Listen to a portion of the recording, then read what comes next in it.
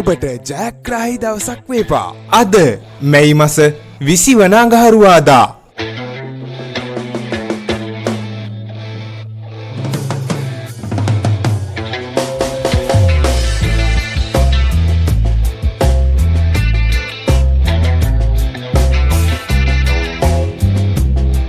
ජයග්‍රාහී අංක දිනපතා නැරඹීමට අපව සබ්ස්ක්‍රයිබ් කර තබා ගන්න.